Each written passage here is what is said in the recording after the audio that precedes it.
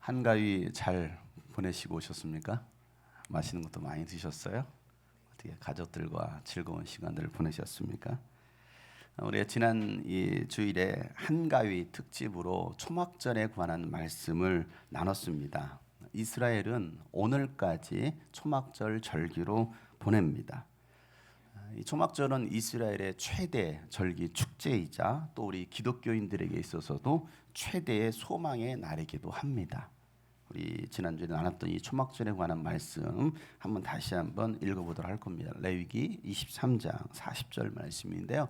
다 같이 한번 읽어보도록 하겠습니다. 시작. 첫날 너희는 좋은 나무에서 딴 열매를 가져오고 또 종려나무 가지와 무성한 나무 가지와 갯버들을 꺾어 들고 주 너희의 하나님 앞에서 이레 동안 절기를 즐겨라. 아멘. 우리 지난 시간에 초막절을 어떻게 보내는지 아주 자세하게 말씀을 나눴죠. 이 초막절은 하나님 앞에서 즐기는 축제예요. 하나님 앞에서 즐거워하는 이 기간이 바로 초막절입니다. 또 우리가 들어가게 될 영원한 하나님의 나라를 생각하면서 오늘 하루도 즐길 수 있는 주일 되시기를 예수 이름으로 축복합니다. 지난 시간에 이 대제사장들과 율법학자들과 장로들이 예수님을 찾아와서 당신은 무슨 권한으로 이러한 일을 행합니까? 라고 예수님께 질문을 했었습니다. 그 질문에 대해서 예수님께서 하셨던 또 다른 질문. 그러면 요한의 침례는 하늘로부터 온 것이냐 사람에게서부터 온 것이냐 라는 질문으로 역공세를 펼칩니다. 그러자 이 3종 세트들이 어떻게 합니까? 아무 말도 못하고 오히려 모르겠습니다. 모르쇠로 일관하죠. 모르겠습니다. 그래서 예수님도 나도 그러면 무슨 권한으로 이런 일을 행하는지 너희들에게 말하지 않겠다라고 말씀하시고 비유로 오늘 이 말씀을 하시는 거예요. 자, 예수님의 권한은 하나님 아버지께로부터 온 권한입니다. 하나님께서 아들에게 위임해 주신 권한이에요. 그 권세, 권한을 오늘 저와 여러분들에게도 동일하게 위임해 주셨습니다. 이것은 엄청난 축복이에요. 여러분들이 이것을 깨달았으면 좋겠습니다. 요한복음 1장 12절 말씀이죠. 우리 다 같이 요한복음 1장 12절 말씀 읽어보도록 하겠습니다. 시작. 그러나 그를 맞아들인 사람들 곧 그 이름을 믿는 사람들에게는 하나님의 자녀가 되는 특권을 주셨다라고 말씀하고 있어요. 예수를 영접하는 사람, 예수를 믿는 사람들에게는 권세를 주셨다는 거예요. 하나님 자녀의 권세. 여러분들에게 하나님의 자녀의 권세가 있는 걸 믿으시길 바랍니다. 마태복음 28장 18절부터 20절 말씀에 보면 예수님이 이런 말씀을 하시죠. 나는 하늘과 땅의 모든 권세를 받았다. 하나님께로부터 권세를 받았다는 것입니다. 그러나 다시 말씀 다 같이 읽어보겠습니다. 시작. 그러므로 너희는 가서 모든 민족을 제자로 삼아서 아버지와 아들과 성령의 이름으로 침례를 주고 내가 너희에게 명령한 모든 것을 그들에게 가르쳐 지키게 하여라. 보아라, 내가 세상 끝날까지 항상 너희와 함께 있을 것이다 라고 말씀하십니다. 하나님 아버지께로부터 위임받았던 그 권세를 예수님께서 오늘 제자들에게 위임해 주셨어요. 그러니 너희는 가라는 것입니다. 세상 가운데로. 요한복음 20장에도 부활하신 예수님께서 제자들에게 이렇게 말씀하시죠. 21절 다 같이 시작. 예수께서 다시 그들에게 말씀하셨다. 너희에게 평안과 있기를 빈다. 아버지께서 나를 보내신 것 같이 나도 너희를 보낸다. 아버지께서 예수님을 보내신 것처럼 나도 너희들을 보낸다라고 오늘 예수님 말씀하시죠. 그래서 바울은요 다음과 같은 고백을 합니다. 디모데전서 1장 12절 말씀에 보면 나는 나에게 능력을 주신 우리 주 예수 그리스도께 감사를 드립니다. 내게 능력을 주신 예수님께 감사를 드린다는 것입니다. 그리고 주님께서 나를 신실하게 여겨주셔서 믿어주셔서 나에게 이 직분을 맡겨주셨습니다 라고 고백하는 거예요. 여러분들의 귀한 이 직분, 권세, 권한을 맡겨주신 것을 기억하시길 바랍니다. 이건 놀라운 축복이라고 했어요.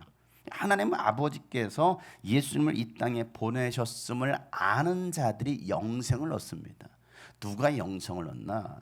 그래서 요한복음 17장 3절 말씀에 영생은 오직 한 분이신 유일하신 참 하나님을 아는 것, 또 아버지께서 보내신 예수 그리스도를 아는 자들이 바로 영생을 얻는다라고 말씀하고 있죠. 유일하신 하나님을 아는 거예요. 또 그가 보내신 예수 그리스도를 알 때 영생을 얻는다라는 거예요. 하나님을 믿고 하나님을 안다던 이 대제사장들이나 율법학자들은 영생을 얻기 위하여 예수님께 나와야 되는데 예수님께 나오지 않아요. 모르는 거죠. 하나님을 제대로 알지 못하는 거예요. 예수님을 믿지 않습니다. 그래서 요한복음 5장 40절 말씀에 예수님께서 이렇게 말씀하셔요. 너희는 생명을 얻으려고 나에게 나오지 않는구나 라고 말씀하셔요. 여러분, 생명을 얻으려면 예수님께로 나와야 됩니다. 예수님 안에만 영원한 생명이 있습니다. 사람들은요, 생수를 구하려고 이 샘물을 찾아다니죠. 목이 마르니까. 영혼의 목마름을 채우려고 사람들은 세상에 부귀영화를 쫓습니다. 많은 돈을 가지면, 세상에 권력을 가지면 내가 만족하겠지, 내 영혼에 만족감이 있겠지. 때로는 또 세상의 유흥을 즐깁니다. 술을 찾기도 하고요, 마약을 찾기도 하고요, 수많은 쾌락을 찾습니다. 그러나 이 모든 것들은 우리 영혼의 영적인 목마름을 절대 채울 수가 없는 거예요. 왜? 그러한 것들은 땅의 것이거든요. 그러다 보니까 세상 사람들은요, 더 악한 것들을 찾습니다. 육신의 것으로 채워도 채워지지 않는 것이 바로 영혼이거든요. 영혼은 예수님을 만날 때만이 만족감을 얻습니다. 우리 주변에 사마리아 여인들이 얼마나 많이 있을까요?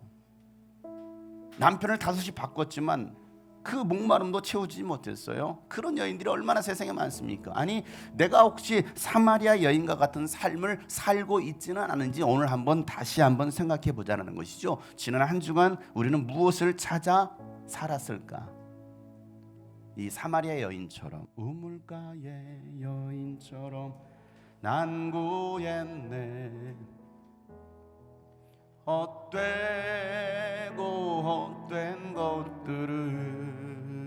그때 주님 하신 말씀, 그때 주님 하신 말씀, 내 샘에와 생수를 마셔라. 오 주님 채우소서, 채우소서. 나의 잔을 높이 듭니다. 하늘 양식 내게 채워주소서. 넘치도록 채워주소서. 많고 많은 사람들이 찾아섰네. 헛된 것들을 찾아 나섭니다. 헛되고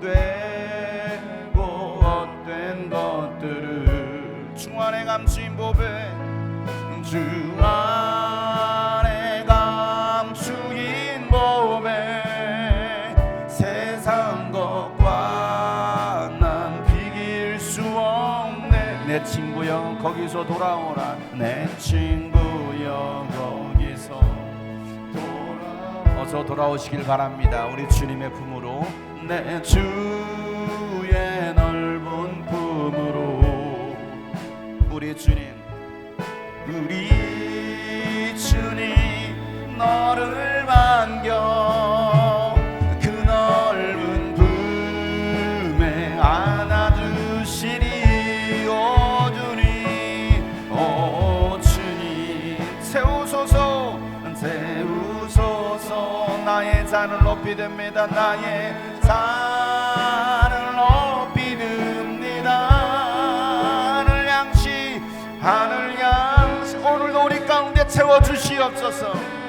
세상의 어떤 것들을 쫓는 인생들이 아니라 주님을 찾는, 주님께로 나가는 우리가 되기 원합니다. 우리 그렇게 결단하는 마음 가지고 오 주님 채우소서. 오 주님 채우소서. 나의 잔을 높이 듭니다. 잔을 높이 듭니다.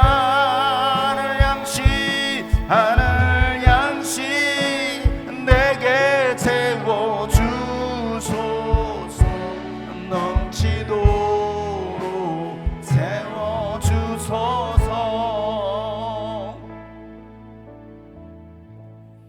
오늘도 그 영원한 생수, 목마르지 않는 그 생수를 얻기 위해 예수님께 나오신 여러분들에게 그 은혜가 있기를 축복합니다.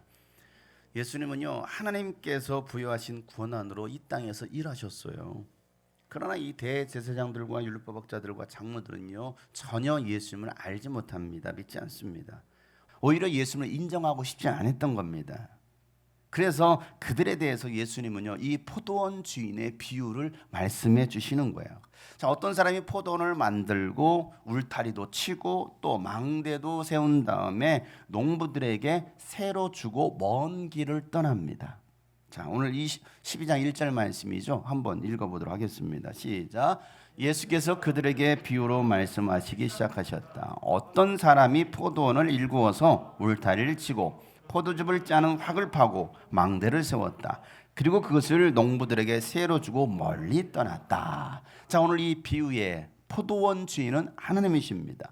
자, 포도원을 일구었다라는 것은 하나님께서 이 우주 만물을 천지 창조하셨다라는 말씀이죠. 자, 울타리를 친 것은 이스라엘 백성들을 따로 구별하셨다라는 거예요. 따로 구별하시고 포도즙을 짜는 확을 판 것은 바로 추수할 준비를 하셨다라는 거예요. 열매를 맺기 위하여. 그리고 망대를 세웠다라는 건 무엇입니까? 망대를 세웠다라는 것은 빼앗기지 않도록 잘 지키라는 거거든요. 뭘? 이 포도원에 있는 이 포도들을 잘 지키라는 것입니다. 그 일을 누구에게 맡겼다라는 거예요? 농부들에게 맡겼다라는 것이죠. 그래서 농부들에게 새로 주고 주인은 멀리 떠난 거예요. 위임해 준 겁니다. 누구에게? 농부들에게. 이 농부들이 누구입니까? 대제사장들, 율법학자들, 장로들이죠. 영적 지도자들입니다. 뭐 예수님이 이전으로 따지면 선지자들이에요. 왕들입니다. 그런 영적 지도자들인데, 그래서 때가 되어서 주인이 농부들에게 이 포도원 소출을 얻으려고 한 종을 보낸 거예요.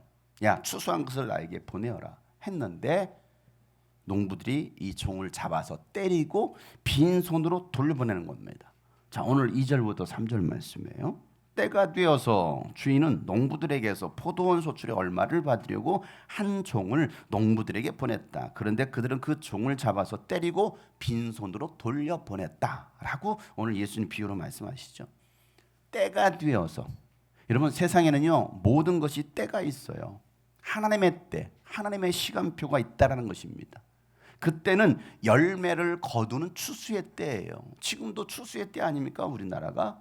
자, 그래서 하나님은 절기를 주셨어요. 대표적인 절기 3가지. 유월절, 칠칠절, 초막절. 이건 뭡니까? 전부 추수의 때예요. 밀을 추수하고 보리를 추수하고 올리브와 포도를 추수하는 때입니다.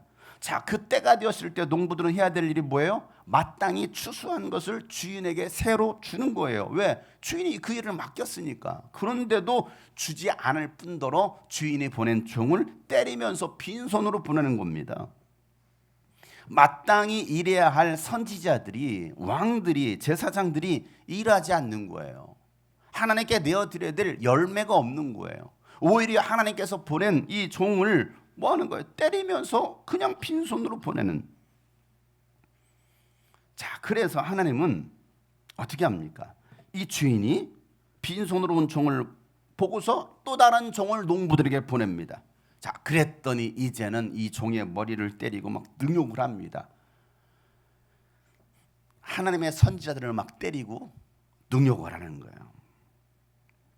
하나님의 말씀을 대언하는 선지자들의 말을 듣는 것이 아니라 오히려 선지자들을 핍박하고 조롱합니다. 그래서 주인은 또 다른 종을 보내요. 계속해서 종을 보냅니다. 자, 그랬더니 이제는 그 종을 어떻게 해요? 아예 죽여버립니다. 아주 끔찍한 일이 일어나고 있어요. 자, 여러분, 이 포도원의 주인은 누구예요? 하나님이에요. 농부들이 주인이 아니거든요. 근데 마치 자신들이 주인 행세를 하고 있는 거예요. 하나님이 자기의 것을 얻기 위하여 종을 보냈는데도 마치 그 농부들이 자신의 것인 것 마냥, 자기가 주인인 것 마냥 오히려 하나님이 보낸 종들을 때리고 죽이고 모욕하고 있는 이런 일들이 일어나고 있는 거예요. 여러분, 여러분은 주인이 아니에요. 하나님이 주인이십니다. 하나님이 여러분에게 맡겨주셨어요. 여러분 생명 여러분의 것이 아니에요. 하나님의 것이에요. 맡겨주신 생명을 잘 관리해서 하나님의 일을 위해서 쓸 수 있어야 되는데, 만약에 그렇게 쓰지 않는다면 하나님은 때가 되었을 때 여러분의 생명을 거둬가실 거예요. 근데 우리는 마치 이 생명이 내 것인 줄 착각하고 살아갑니다. 건강 내 것인 줄 착각하고 살아가요. 여러분, 착각해서는 안 돼요. 생명도 주님의 것입니다. 우리가 맡겨진 시간도 주님의 것입니다. 나에게 모든 것을 맡겨주셨어요. 그리고 주님께서 달라고 하실 때 우리는 기꺼이 내어드릴 수 있어야 되는데, 오히려 이 농부들은 자신들이 주인인 줄 알고 하나님이 보낸 종들을 학대하고 있다는 것입니다. 그래서 오늘 4절부터 5절 말씀에 읽어보겠습니다. 시작. 주인이 다시 다른 종을 농부들에게 보냈다. 그랬더니 그들은 그 종의 머리를 때리고 그를 능욕하였다. 주인이 또 다른 종을 농부들에게 보냈더니 그들은 그 종을 죽였다. 그래서 또 다른 종을 많이 보냈는데 더러는 때리고 더러는 죽였다라고 말씀하셨습니다. 종의 머리를 때렸다. 하나님을 때리는 거예요. 머리를 때린다는 것은요, 하나님을 때린다는 거거든요. 이런 능욕을 보이고 있습니다. 이스라엘 백성이 70년의 바벨론 포로 생활을 마치고 예루살렘으로 돌아왔더니 성전이 다 파괴되었잖아요. 그래서 성전을 재건하고 또 무너졌던 이 성벽들을 세웁니다. 하나님의 도성이 무너진 것을 봤던 이 느헤미야는요, 너무나 마음 아파하면서 이 예루살렘으로 돌아와서 성벽을 다 재건합니다. 그리고 하나님 앞에서 봉헌식을 하면서 하나님의 율법을 모든 백성들에게 들려줍니다. 자, 그때가 언제였느냐? 초막절이었어요. 초막절에. 자, 레위인들이 이 백성들 앞에서 이스라엘 역사, 과거의 역사를 큰 소리로 외칩니다. 그 내용들이 무엇이었을까요? 하나님께서 이집트에서 종살이하고 있었던 이 이스라엘 백성들을 하나님의 약속의 땅, 축복의 땅, 내가 너희들에게 주겠다라고 했던 그 땅으로 이끌어 주셨던, 그리고 풍성한 삶을 살게 해주셨던 그 은혜들을 기억하게 하는 것인데, 그럼에도 불구하고 이 이스라엘 백성들은 뭐합니까? 금세 하나님의 은혜를 잊어버리고 오히려 하나님을 등지고 하나님을 떠나면서 우상 숭배했던 그들의 죄를 기억나게 하는 거예요. 이게 레위인들이 했던 하나님의 말씀이었습니다. 자, 그러자 느헤미야 9장 26절 이렇게 말씀하고 있습니다. 다 같이 한번 읽어보겠어요. 시작. 그런데도 그들은 순종하지 않고 오히려 주님께 반역하였으며 주님께서 주신 율법을 등졌습니다. 주님께로 돌아가라고 타이르는 예언자들을 죽이기까지 하였습니다. 이렇듯 엄청나게 주님을 욕되게 하였습니다 라고 말하고 있어요. 그러니까 이런 일들이 지금까지 있었다라는 것이죠. 불순종하고 범죄한 이스라엘 백성들을 위해서 하나님은 계속해서 누구를 보내십니까? 하나님의 종, 하나님의 예언자, 선지자들을 계속 보내주셨습니다. 여러분, 그 선지자들이 가서 외쳤던 말이 뭐였습니까? 한 가지였어요. 하나님께로 돌아오라는 겁니다. 하나님께로 돌아가자. 하나님께로 돌아가자. 더 이상 우상 숭배하지 말고 등지지 말고 하나님께로 돌아오라는 것입니다. 하나님이 당신들의 생명의 주인이라는 것입니다.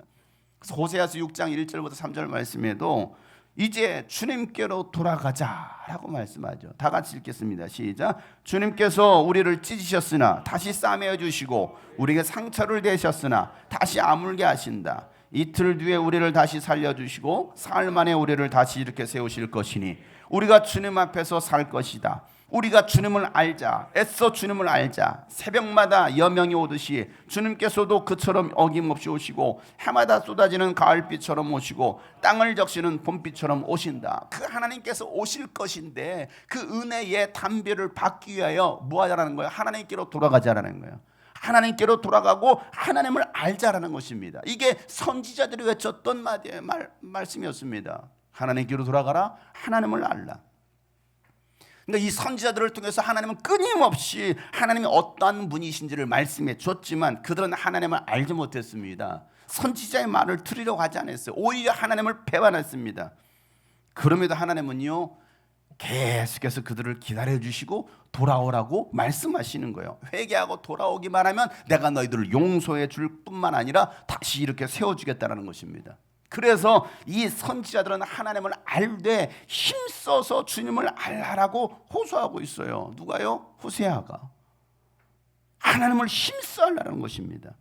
여러분, 우리는요, 하나님을 알기 위해서 하나님의 말씀을 들어야 합니다.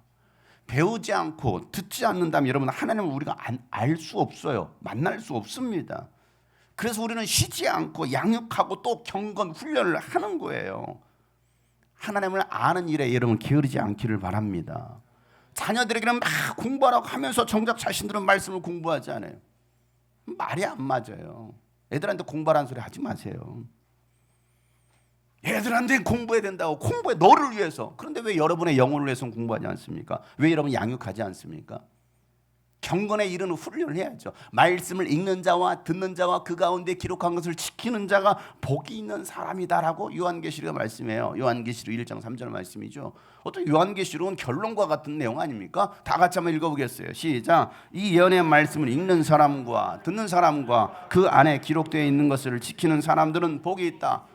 그때가 가까이 왔기 때문이다. 그렇습니다. 마지막 때가 되면 될수록 우리는 뭐 해야 됩니까? 하나님의 말씀이 있는 것과 듣는 것과 또 그 가운데 기록된 것을 지키는 자들이 돼야 된다는 것이죠. 그들이 복 있는 사람이지, 그냥 교회 다닌다고 해서 복 있는 사람이 아니라는 거예요. 주일 예배 한번 왔다고 해서 복 있는 사람이 아니라는 것입니다.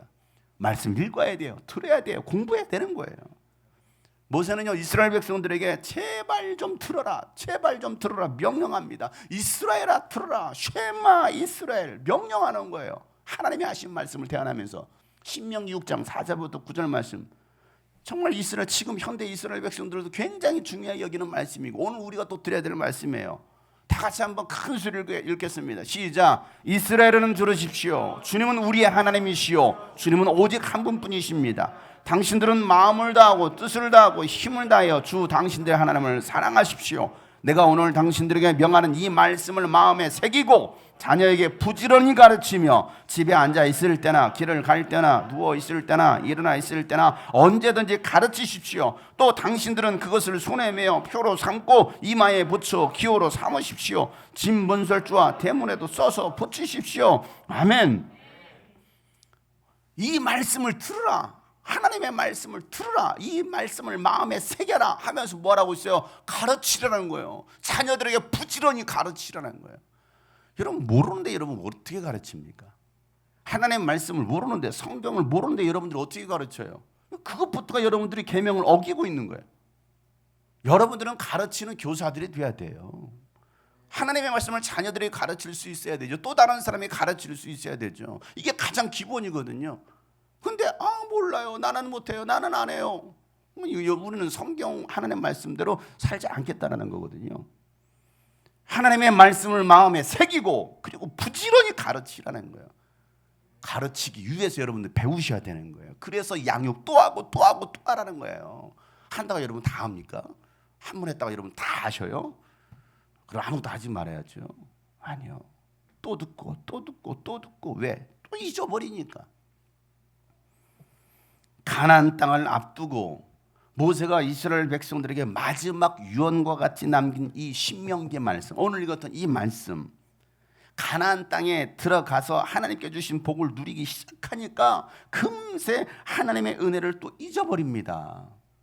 이렇게 살아, 너희들 그 땅에 들어가면 이와 같이 살아, 하나님께 이와 같은 복을 주실 거야 라고 말씀하셨어요. 그래서 정말 그 땅에 들어갔더니 하나님 말씀대로 살았더니 진짜 복을 주시네. 그런데 금세 잊어버리는 거예요. 어려울 때는요, 하나님을 찾더니 살만하니까 하나님을 등져요. 참 신기하죠. 하나님의 종들이 이 경고의 말씀을 전해도 듣지 않습니다. 오히려 거짓 예언자들의 말을 들으면서 하나님의 종들을 핍박하고 죽이는 겁니다. 근데 이런 일이 마지막 때도 일어날 거라는 거예요. 저마다 자기 귀를 즐겁게 하는 스승을 맞아들일 거라는 겁니다. 이때가 마지막 때라는 거거든요. 그렇게 예수님 시대까지 온 거예요. 예언자들의 말도 듣지 않고 죽이고 했던 일들, 그런 자들에게는 화가 있을 것이다라고 예수님께서 말씀하십니다. 마태복음 23장 29절 34절 말씀에 율법학자들과 바리새파 사람들아, 위선자들아, 너희에게 화가 있다. 너희는 예언자들의 무덤을 만들고 이스라엘 가보세요. 지금 예언자들의 무덤이 많아요. 가묘가 많이 있습니다. 이건 누구의 뭐, 이건 누구의 묘. 예언자들의 무덤을 만들고, 그 당시도 만들고 있었어요. 지금도 만들고 있어요. 2000년이 지났지만. 자, 의인들의 기념비를 꾸민다. 또 기념비를 세워요. 그런 거 굉장히 좋아하거든요, 이스라엘 사람들. 여기는 무슨 누구의 기념비, 이건 누구의 기념비. 그러면서 우리가 조상의 시대에 살았더라면 예언자들을 피 흘리게 하는 일이 가담하지 않았을 것이다 라고 말하고 있어요. 우리가 그때 살았으면 우리는 그러지 않았을 거야 라고 말하고 있어요. 그런데 이렇게 하여서 너희는 예언자들을 죽인 자들의 자손임을 스스로 증언하고 있잖아요. 아, 예언자들을 죽였던 그 조상들의 후손이구나라는 거 증언하고 있어요. 그러므로 너희는 너희 조상의 분량을 마저 채워라. 또 죽여라 이거예요. 또 그 짓 해라 라고 말하는 것입니다. 그러면서 뱀들아, 독사의 새끼들아, 뱀들아, 독사의 새끼들아, 너희가 어떻게 지옥의 심판을 피하겠느냐? 그러므로 내가 예언자들과 지혜 있는 자들과 율법학자들을 너희에게 보낸다. 너희는 그 가운데서 더러는 죽이고 더러는 십자가에 못 박고 더러는 회당에서 채찍질하고 이 동네 저 동네로 뒤쫓으며 박해할 것이다 라고 오늘 예수님 말씀하시는 거예요. 여전히 하나님은 우리에게 예언자를, 하나님의 말씀을 선포하는 자들을 보냅니다. 그러나 그들은 여전히 듣지 않을 거라는 거예요. 또 죽일 거라는 거예요. 여러분, 하나님은요 이스라엘 백성들을 구원하시려고 얼마나 많은 예언자들을 보내주셨습니까? 암탉이 새끼를 자기 품에 품듯이 하나님이 얼마나 이 하나님의 백성들을 품으려고 구원하시려고 하셨습니까? 그런데도 그들은 듣지 않은 거예요.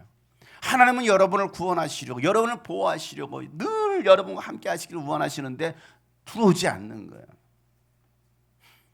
누가복음 13장 34절 말씀이에요. 다 같이 한번 읽어보겠습니다. 시작. 예루살렘아 예루살렘아 예언자들을 죽이고 네게 파송된 사람들을 돌로 치는구나. 암탉이 제 새끼를 날개 아래 품듯이 내가 몇 번이나 내 자녀를 모아 품으려 하였더냐. 그러나 너희는 오히려 그들은 원하지 않는 거예요. 저는 시골에 살았어요. 어렸을 때 닭도 키우고 많은 것들을 키우는데요. 닭이 알을 낳고 거기서 뿅아리가 나오거든요.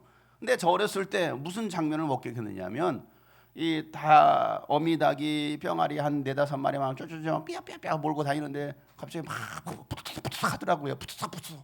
왜 그런가 봤더니 하늘 위에서 매 한 마리가 날기 시작했어요. 매가. 그러니까 닭이 꼬꼬꼬꼬꼬꼬꼬꼬 빨리 오라는 거예요. 꼬꼬꼬꼬 삐약삐약 삐약이들은요 뭣도 모르고 삐약삐약 이러고 있어요.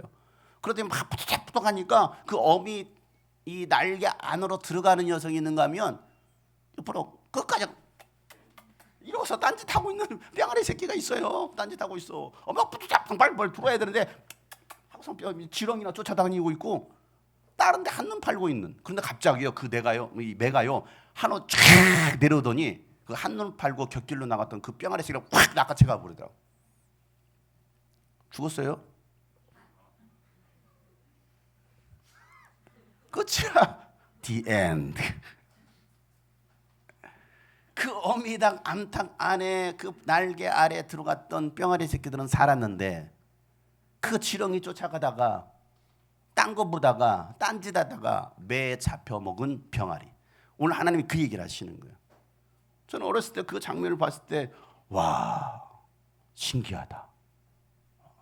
근데 오늘 이 말씀이 있는 거예요. 오늘 하나님은 여러분을 구원하시려고 초대하셨어요. 주님이 꿈꾸신 교로 초대하셨어요. 이 예배당으로 초대하셨습니다. 여러분 그 하나님 품 안에 들어갈 수 있기를 주 이름으로 축복합니다. 그럴 때 안전하다는 것이죠. 오늘날도 하나님을 알지 못하여 지옥 갈 영혼들을 구원하시려고 이 땅에 100년 전에 선교사들을 보냈잖아요. 그런데 선교사들 얼마나 학대하고 죽였습니까? 또 주의 종들을 세워서 복음을 전하게 하셨잖아요. 또 여러분을 통해서 또 복음을 전하게 하시잖아요.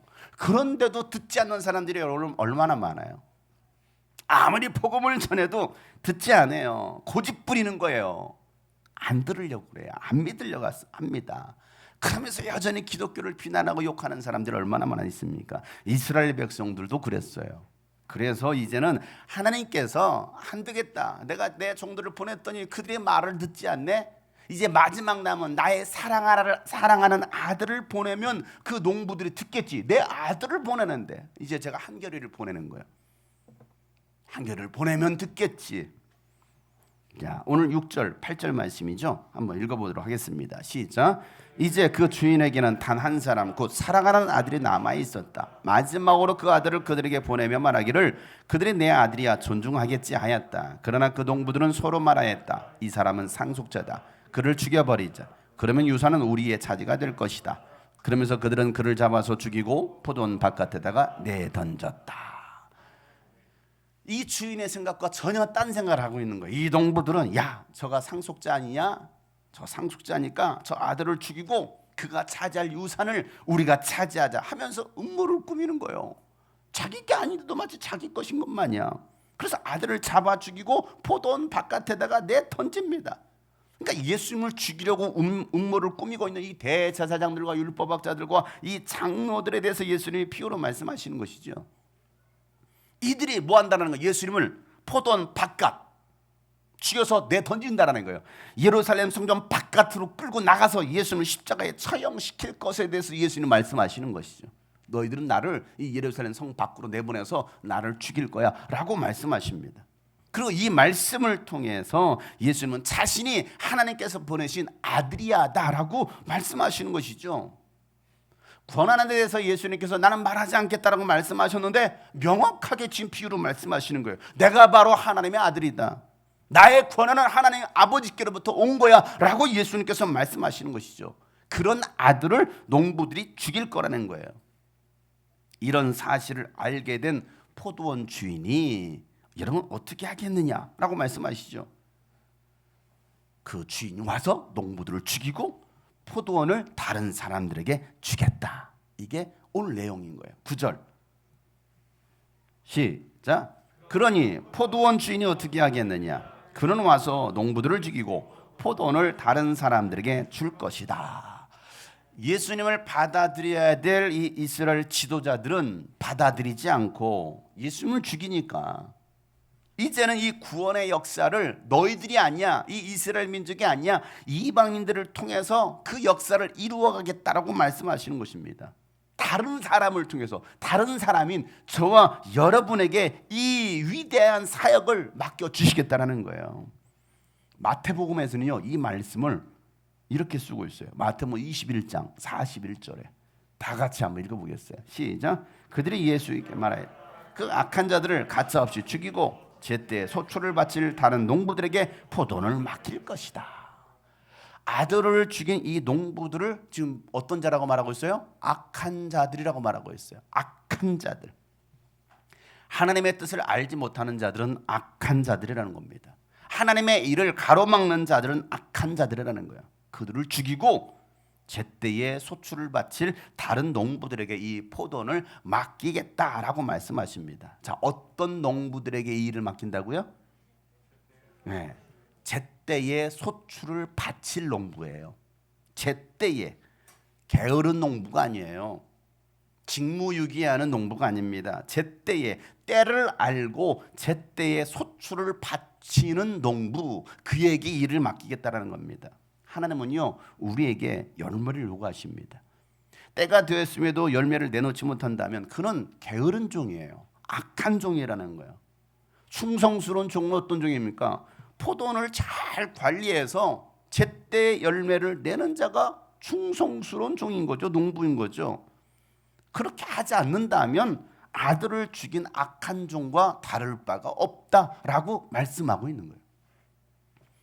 우리는 충성스러운 농부가 될 거냐, 게으른 농부가 될 것이냐.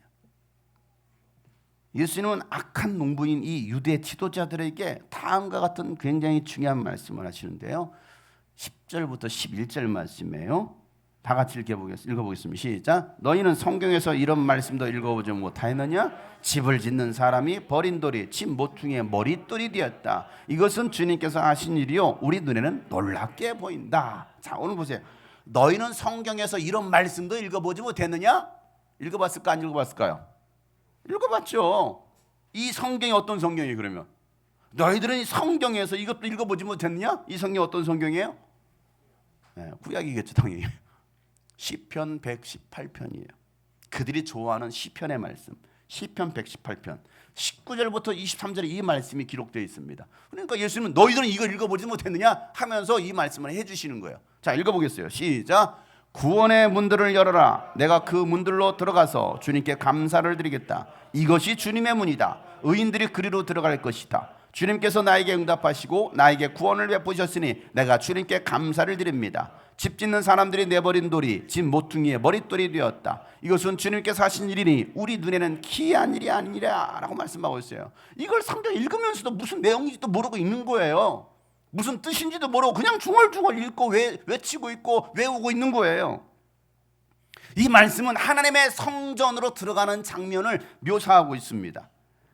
자, 구원의 문을 열라라는 거예요. 이 말씀을 잘 보세요. 구원의 문을 열라. 그 문으로 들어가서 주님께 감사를 드리겠다는 것입니다. 이 문은 주님의 문이에요. 의인들이 그리로 들어갈 것이다 라고 말하고 있습니다. 의인들은 그 문을 통해서 들어간다는 거예요. 자, 여러분, 하나님의 성전, 하나님의 성전은요, 동문을 통해서만 들어갑니다. 다른 문은 안 돼요. 동문으로만 들어갈 수 있어요.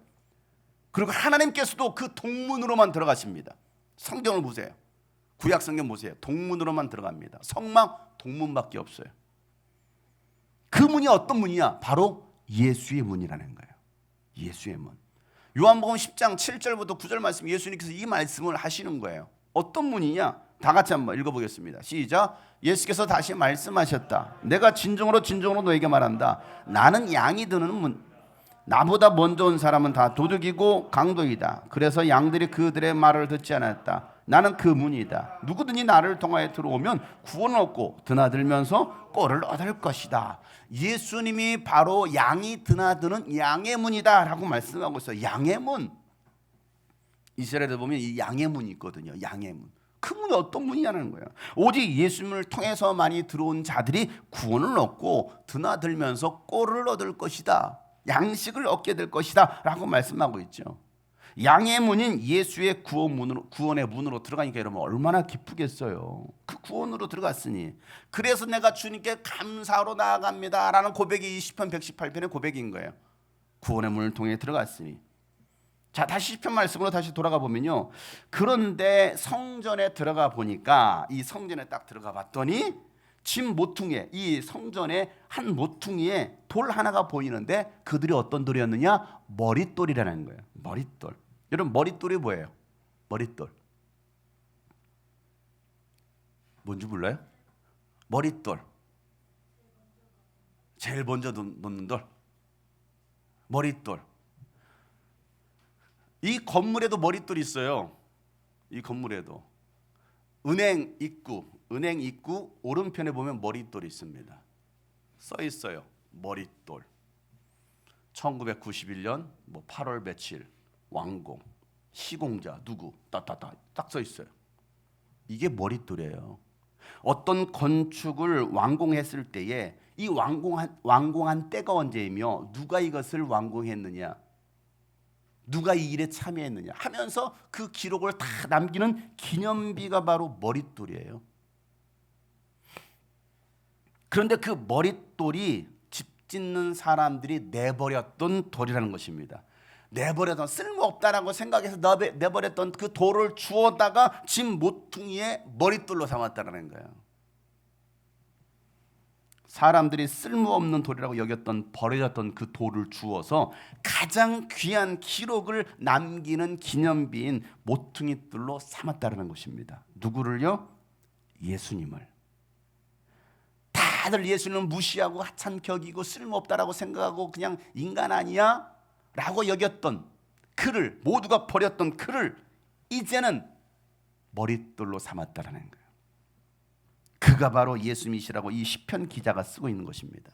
예수님은 모퉁이돌이 되셨습니다.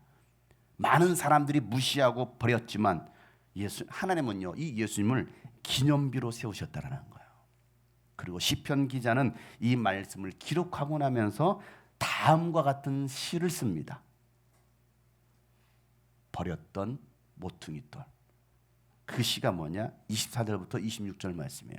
다 같이 한번 읽어보겠습니다. 시작. 이날은 주님이 구별해 주신 날. 우리 모두 이날에 기뻐하고 즐거워하자. 주님 간구합니다. 우리를 구원하여 주십시오. 주님 간구합니다. 우리를 형통하게 해 주십시오. 주님의 이름으로 오는 이에게는 복이 있다. 주님의 집에서 우리가 너희를 축복하였다. 여러분, 이 찬송시가 어떤 시예요? 어떤 시예요? 이 찬송시가? 네? 이날은 주까지 이거예요? 지난주에 나눴던 말씀이에요.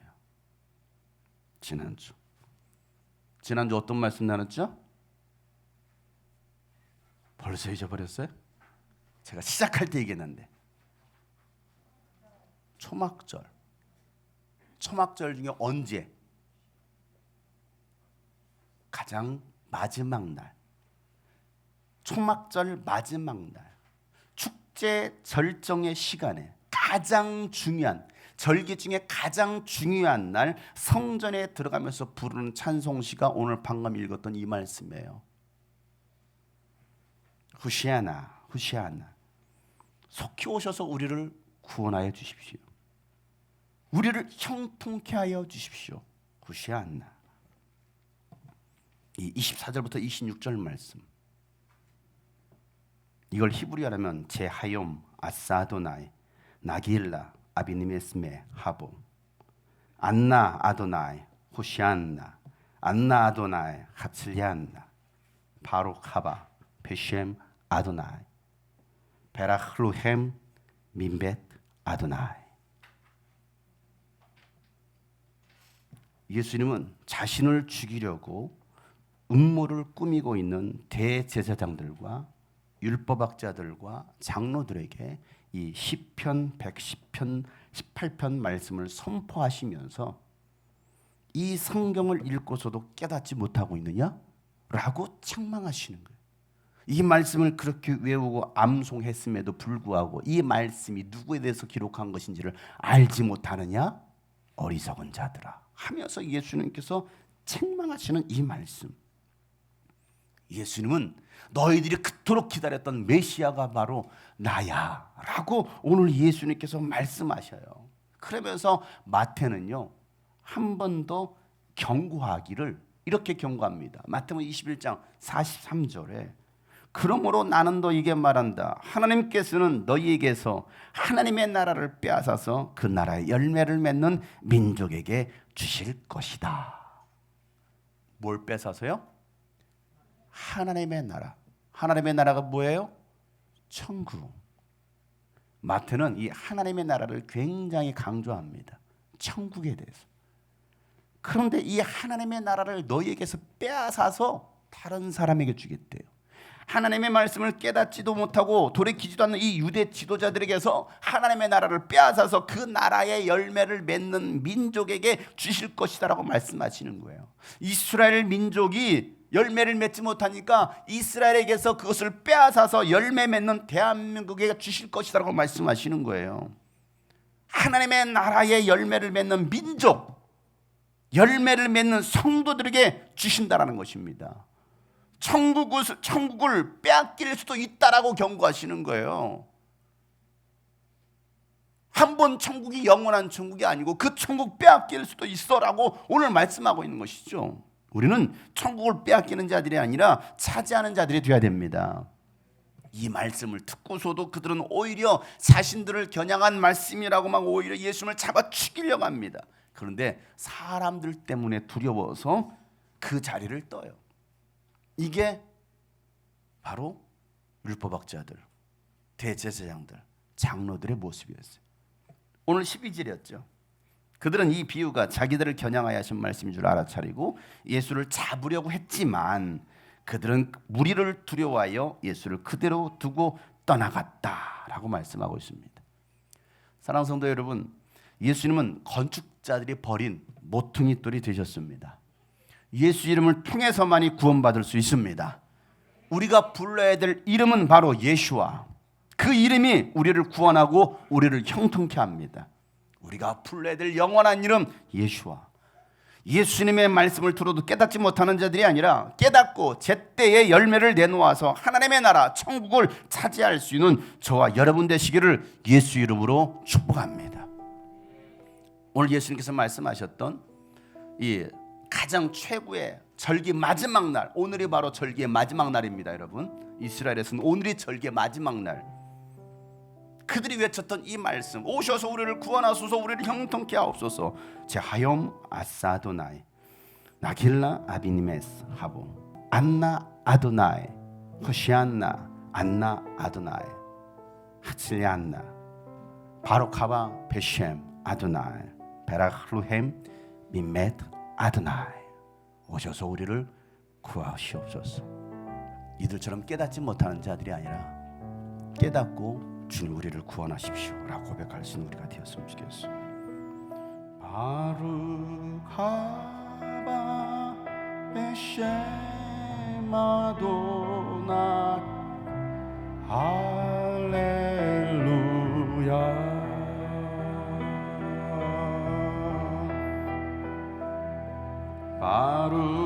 바루카바 베쉐마도나 할렐루야. 바루카바 베쉐마도나 할렐루야. 바루카바 베쉐마도나 할렐루야.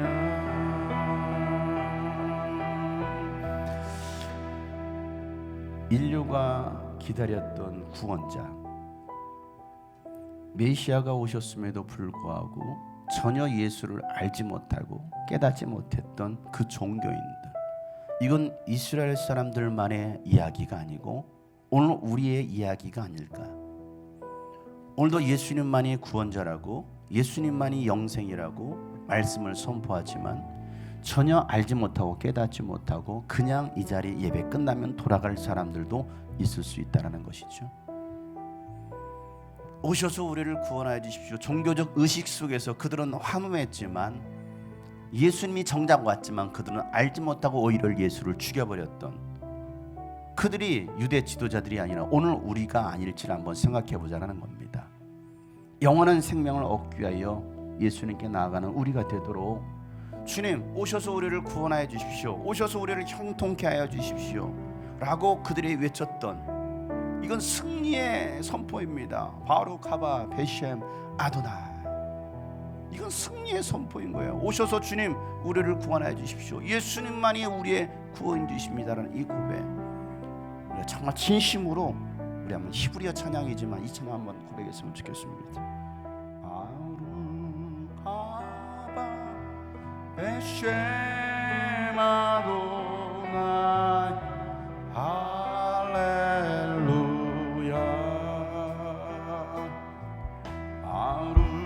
바루카바 베셈 아도나 할렐루야.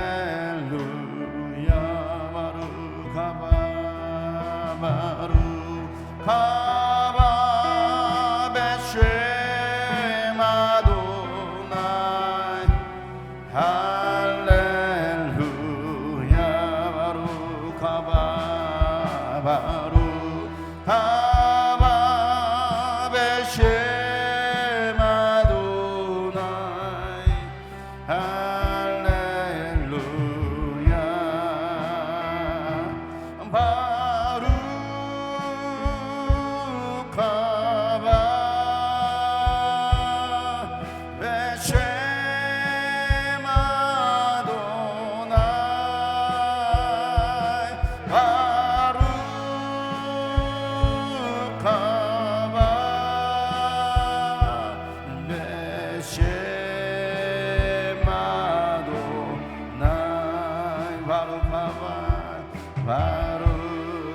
바루카바 베셈 아도나 할렐루야. 오셔서 우리를 구원하여 주시옵소서. 바루카바 바루카바 베셈 아도나 할렐루야. 우리 모두 주님께 두 손 높이 들고 바루카바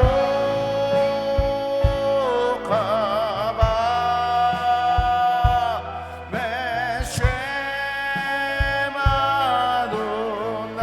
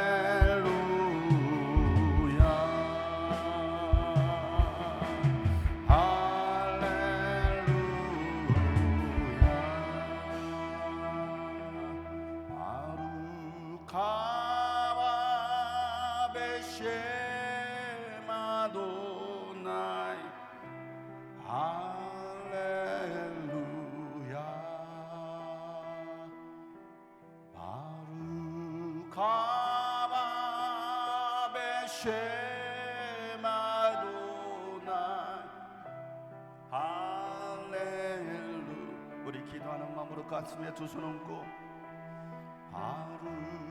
바루카바 베쉐마 도나이 할렐루야 바루카바 바루카바 베쉐마 도나이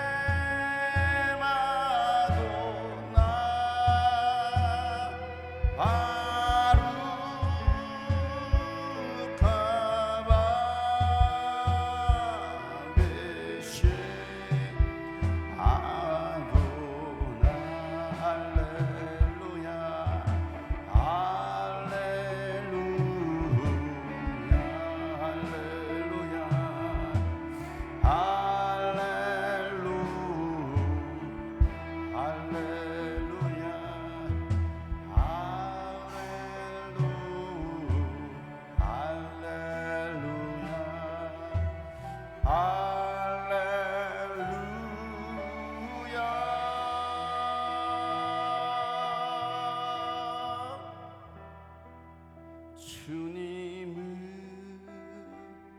나의 사랑, 주님은 나의 생명, 언제나 변함없는 주님은 나의 구주.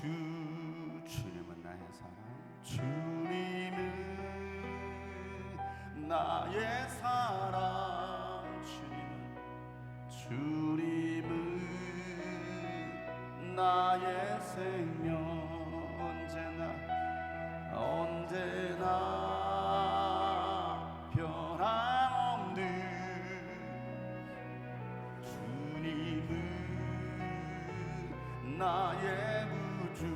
세상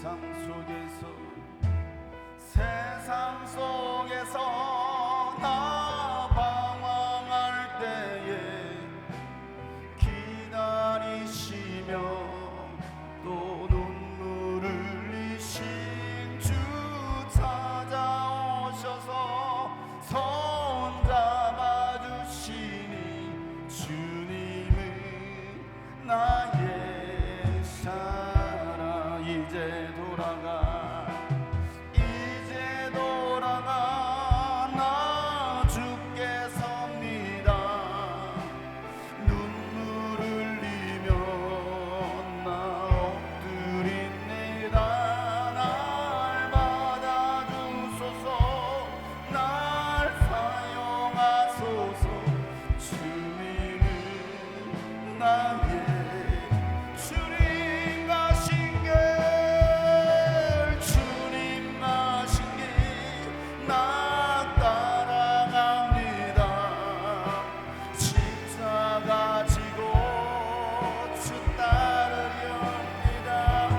내 생명 다하여 주 사랑합니다. 나의 주 예수 사랑. 나의 주 예수, 나의 주 예수, 나의 주 예수 사랑. 나의 주 그렇습니다. 주님만을 따르겠다라고 1분간만 기도하겠습니다. 나의 주 예수 사랑. 나의 주 예수 사랑.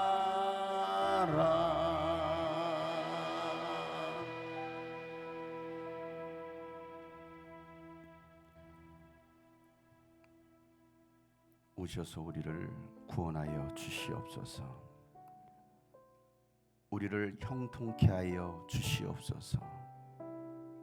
주님의 이름으로 오시는 이여, 오직 주님만을 높이며 주님만을 영원하게 할 수 있는 우리 모든 성도들 되게 하여 주시옵소서. 안나 아도나이 호시아나, 안나 아도나이 하츠리안나, 바로카바 베셴 아도나이 베라흐루햄 비벳 아도나이. 이제는 우리 구주 예수 그리스도의 은혜와 하나님 아버지의 놀랍고도 지극하신 사랑과 성령님의 감화, 감동, 교통, 충만하심이 모퉁이 돌 되신 예수 그리스도를 우리 마음에 다시 새기며 주님 주신 그 놀라운 사명을 붙들고 열매를 맺기를 소망하며 다시 세상으로 나가는 모든 하나님의 사람들 머리 위에 이제부터 영원토록 함께 하시기를 예수의 이름으로 축복하며 기도하옵나이다.